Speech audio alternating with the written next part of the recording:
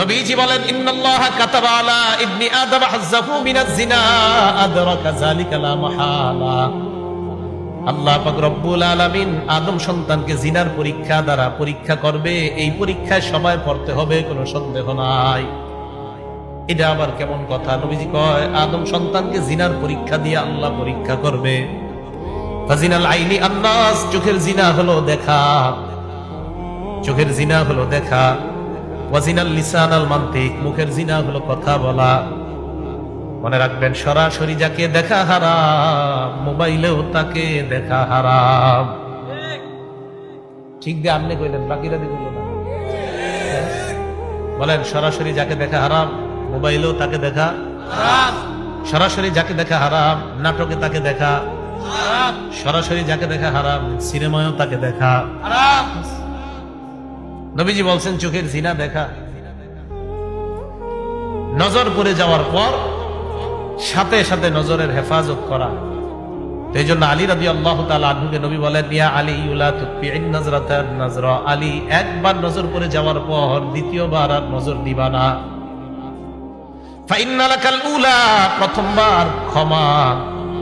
ওয়ালাইসাত লাকাল আখিরা, দ্বিতীয়বার সাজা। প্রথমবার ক্ষমা, দ্বিতীয়বার সাজা। এর মানে প্রথমবার নজর পড়ে যাওয়ার পর দ্বিতীয়বার যদি আবার ইচ্ছাকৃতভাবে নজর দাও, দ্বিতীয়বারের নজরটা হয়ে যাবে তোমার জিনা। কি বুঝছেননি? আমি বাংলা যেটা বলি এটাই বলবেন। বলেন, নজর পড়ে যাওয়া না নজর দেওয়া? প্রথমবার নবীজি বলছে আলী নজর পড়ে যাওয়ার পর দ্বিতীয়বার নজর দেওয়া। তাহলে প্রথমটা নজর পড়ে যাওয়া। বলেন, প্রথমটা নজর পড়ে যাওয়া, দ্বিতীয়টা হলো নজর দেওয়া। এখন অনেকে কি করে কয়, হুজুর যদি প্রথমবার আধা ঘন্টা তাকায় থাকি। হ্যাঁ, নবী যদি তাকাইতে বলে নাই, বলছে নজর পড়লে। এই পড়া আর তাকানো কি আছে?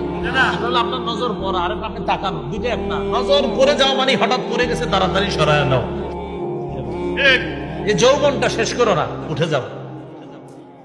তুমি তোমার জীবনের মূল্যটা বুঝার চেষ্টা করো, যে তুমি যদি তোমার জীবনের দামি সম্পদ যৌবন হেফাজত না করো, অন্য কেউ করবে না। বাবা, এটা শেষ করো না। এদেরকে এইভাবে বুঝান। তো সামাজিক এই অপরাধ গুলা, সুদ সহ, ইনশাল্লাহ আজকে থেকে মুখ দিয়া হলেও ইনশাল্লাহ আমরা অন্যকে বুঝাবো। কারা কারা রাজি আছি? ইনশাল্লাহ রাজি আছি তো? ইনশাল্লাহ আল্লাহ তৌফিক দান করেন।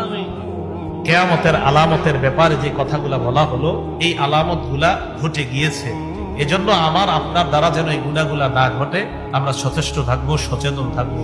আল্লাহ আমাদের সকলকে যে কথাগুলা শুনলাম বললাম, এর উপর আমরা সবাই যেন আমল করতে পারি, আল্লাহ তৌফিক দান করেন। আমিন। ওয়া আখিরু দাওয়ানা আনিল হামদুলিল্লাহি রাব্বিল আলামিন।